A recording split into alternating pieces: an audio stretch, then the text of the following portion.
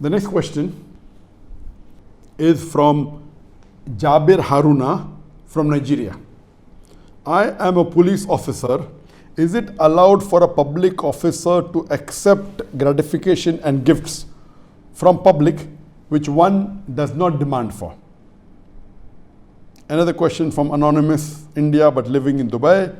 If anyone accepts bribe for some years and he then repents and makes tawbah, how can he refund or compensate as he has collected money from too many people by doing fraud?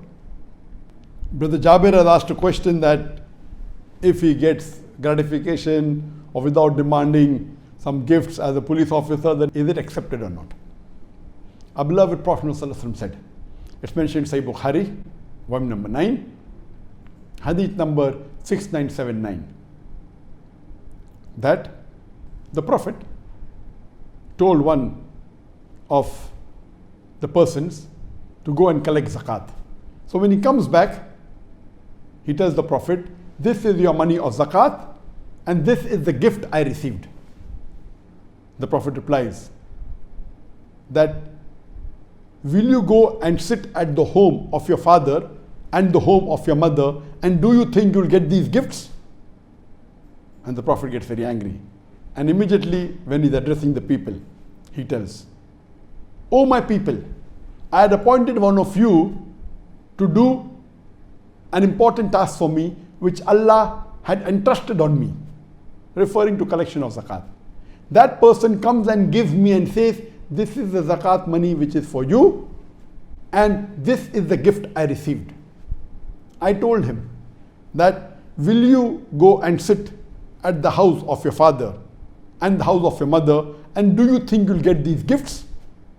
Then the Prophet says that, O people, you do not take a single unlawful thing. Otherwise, you will carry that with you on the day of judgment. The Prophet said, do not take any single thing unlawful. Otherwise, you will carry that thing with you on the day of judgment to Allah. And the Prophet said, I do not want any of you to be seen carrying a camel which is grunting, or a cow which is mooing, or a sheep which is bleating. That means the Prophet has prohibited anyone from taking anything extra and unlawful. It's further mentioned in the Hadith of Sunan Abu Dawud, volume number 3, Hadith number 2943, that the Prophet said that the person who we employ for administrative work, and when we give him provision, if he takes anything besides that, it is gulul, meaning embezzlement, meaning fraud, meaning bribery. It's further mentioned in the Hadith of Sunan Abu Dawud, volume number 3, Hadith number 2945, that the Prophet said that if we employ anyone for administrative work, and if he comes with his wife, if he doesn't have a servant, he may have a servant. If he doesn't have a dwelling, he may have a dwelling. And Abu Bakr radiallahu anhu, he continues, that the Prophet said that anything above this is treachery and theft. It's further mentioned in Musnad Ahmad, Hadith number 23601, that the beloved Prophet said that anything received by an employee of the government, it is ghulul, embezzlement, it is treachery.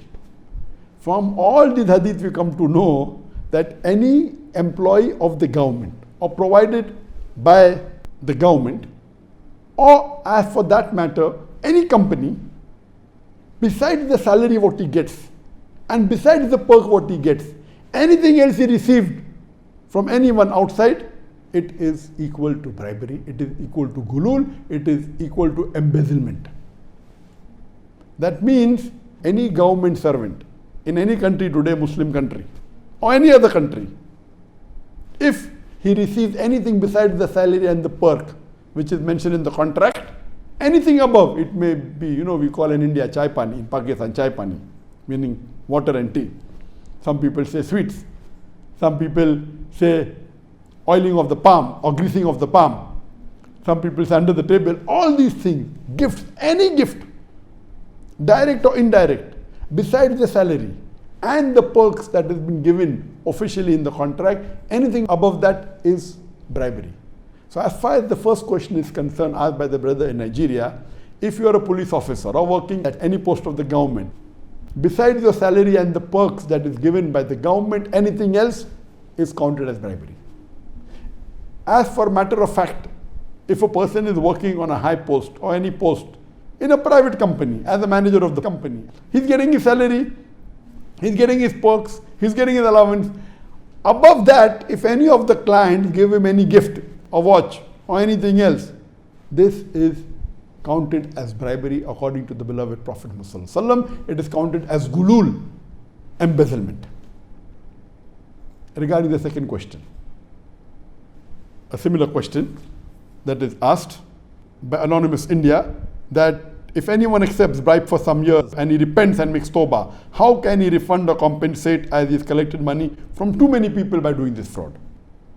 And as you know that bribery is the 32nd major sin in the book of Al-Kabair by Imam al-Dhahabi.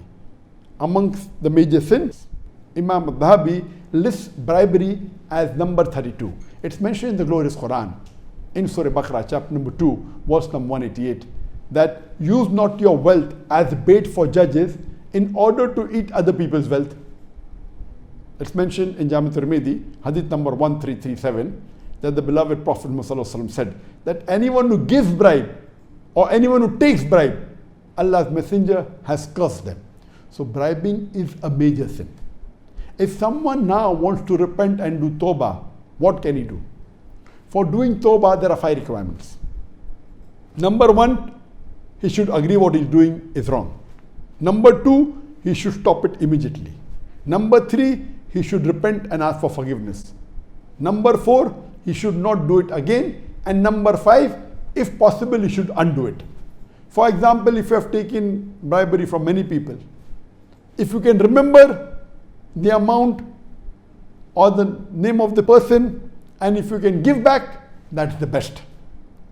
If you do not remember, if you have taken too much, then follow the first 4 things at least, that agree it is wrong, stop it, ask for forgiveness, don't do it again, and what you can do is you can give charity. What you think you have collected in all these years, give that in charity to the poor people, ask for forgiveness, inshallah, Allah will forgive you.